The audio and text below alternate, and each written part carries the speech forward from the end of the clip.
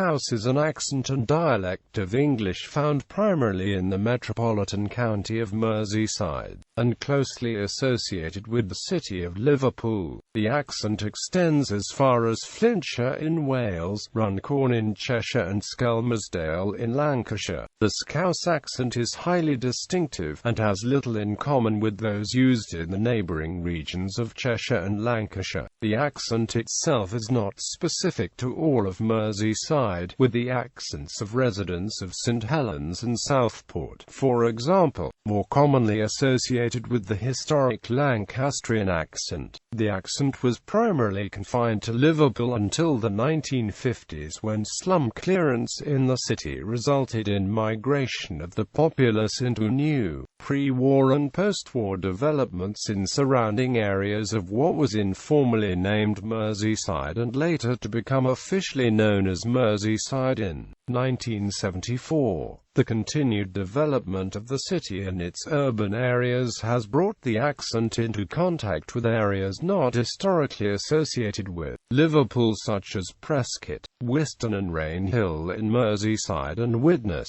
Runcorn and Ellesmere Port in Cheshire. Variations within the accent and dialect are noted, along with popular colloquialisms, that show a growing deviation from the historical Lancashire dialect and a growth in the influence of the accent in the wider area. Inhabitants of Liverpool are called Liverpudlians and Liverpolitans, but are more often described by the colloquialism Scouses. Etymology. The word Scouse is a shortened form of Lobscouse, derived from the Norwegian Lapskaus, Swedish Lapskojas and Danish Labskopfs, a word for a meat stew commonly eaten by sailors. In the 19th century, poorer people in Liverpool, Birkenhead, Bootle and Wallasey commonly ate scouse as it was a cheap dish. Outsiders tended to call these people Scouses. In the Lancashire Dictionary of Dialect, Tradition and Folklore, Alan Crosby suggested that the word only became known nationwide with the popularity of the programme Till Death Us Do Part, which starting in 1965 featured a Liverpudlian socialist and a Cockney conservative in regular argument.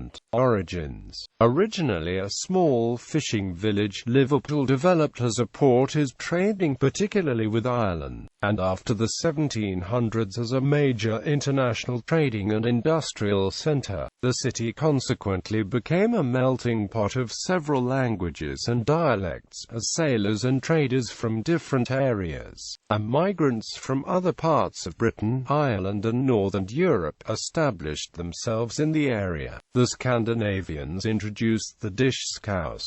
Until the mid-19th century, the dominant local accent was similar to that of neighbouring areas of Lancashire. The influence of Irish and Welsh incomers, combined with European accents, contributed to a distinctive local Liverpool accent. The first reference to a distinctive Liverpool accent was in 1890. Linguist Gerald Knowles suggested that the accent's nasal quality may have derived from poor 19th-century public health, by which the prevalence of colds for many people over a long time resulted in a nasal accent becoming regarded as the norm and copied by others. Learning the language. Phonology. Scouse is notable in some circumstances for a fast, highly accented manner of speech, with a range of rising and falling tones not typical of most of northern England. Words such as book and cook can be pronounced with the same tensive vowel as in goose, not the one of foot. This is true to other towns from the Midlands, northern England and Dublin English. The use of a long U in such words was once used across the whole of Britain, but is now confined to the more traditional accents of northern England and Scotland. Oddly enough, words such as took and look, unlike some other accents in northern towns, revert to the type and are pronounced tuck and luck. Not all Liverpudlians are brought up to speak with this variation, but this does not make it any less Scouse.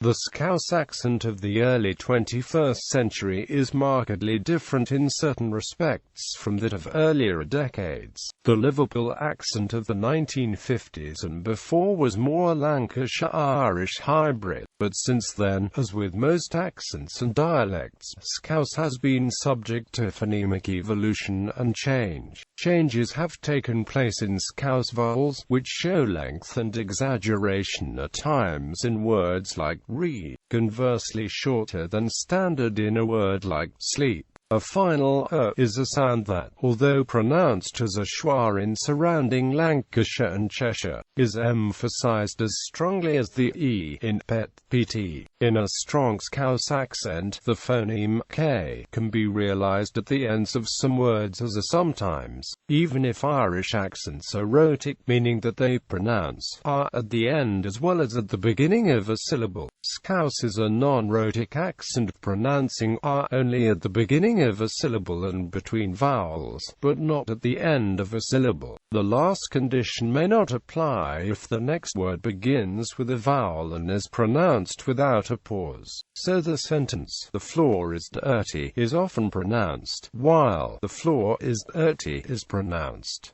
See linking r. The use of the glottal stop as an allophone of t can occur in various positions, including after a stressed syllable. This is called T-glottalization and is particularly common amongst the younger speakers of the Scouse accent. The letter T may also be flapped into vocalically T and D are often pronounced similarly to the fricatives per second and Z. The loss of dental fricatives th and theta is commonly attributed to Irish English influence. They are realized as and respectively. Lexicon and syntax. Irish influences include the pronunciation of the name of the letter H as he, and the second person plural as used, used. The use of me instead of my is also attributed to Irish English influence. For example, "That's me book you got there," for "That's my book you got there."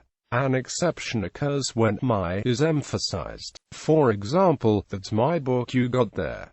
Other Scouse features in common use include such examples as the use of jizz instead of give use, the use of the term made up to portray the feeling of happiness or joy in something. For example, "I'm made up I didn't go out last night." The terms sound and bosses are used in many ways. They are used as a positive adjective such as, "It was sound," meaning it was good. It is used to answer questions of our well-being, such as, "I'm bosses," in reply to, "How are you?" The term can also be used sarcastically in negative circumstances to affirm a type of indifference such as, "I'm dumping you." The reply sound in this case translates to the sarcastic use of good or to "Yeah, fine, okay, I'm fine about it, no problem, etc.